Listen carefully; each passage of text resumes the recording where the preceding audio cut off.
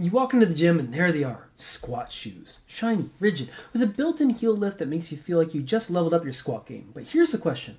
Are they actually making you squat better, or did you just pay $200 for a fancy pair of elevated heels? Now, some people swear by them.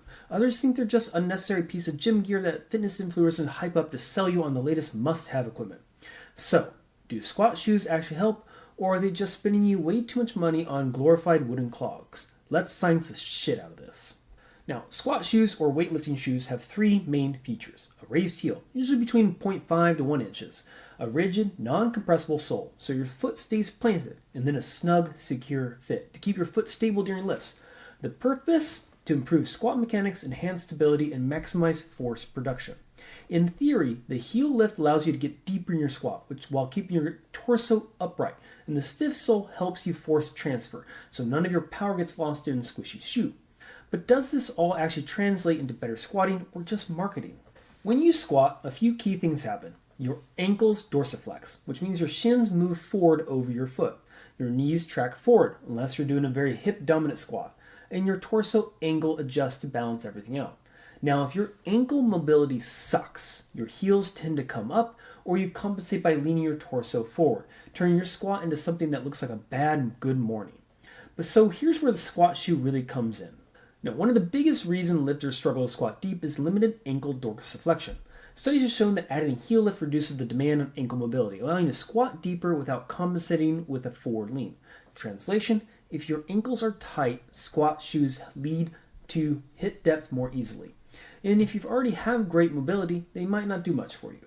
Now, a raised heel allows for a more upright torso, especially in front squats and high bar squats. It also means a less forward lean, so you're not turning your squat into a good morning. And of course, better knee tracking, letting you sit deeper without your heels coming up.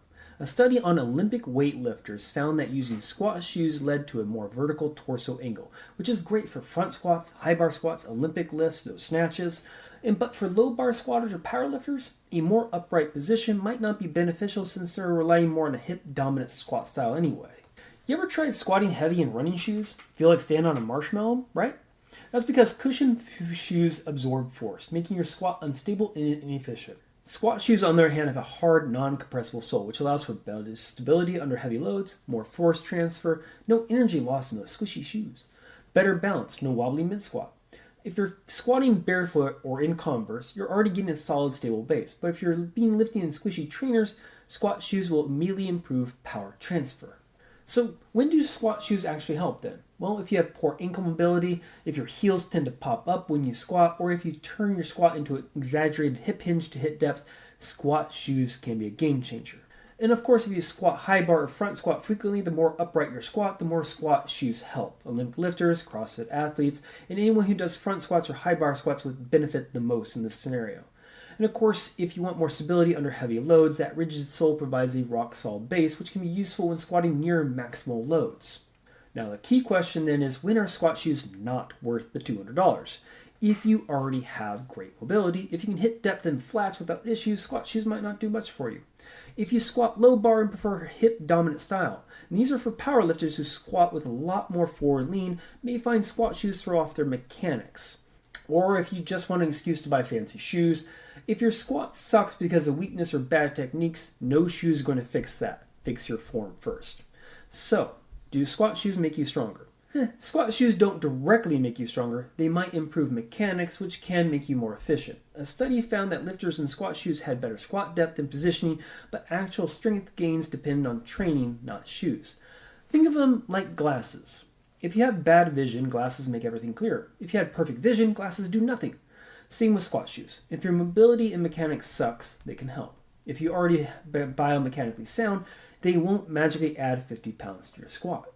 Final verdict. Are squat shoes worth it? Yes, if you have poor mobility ankle and struggle to hit depth. If you do high bar squats, front squats, or Olympic lifts. If you want to better force transfer and stability under heavy loads.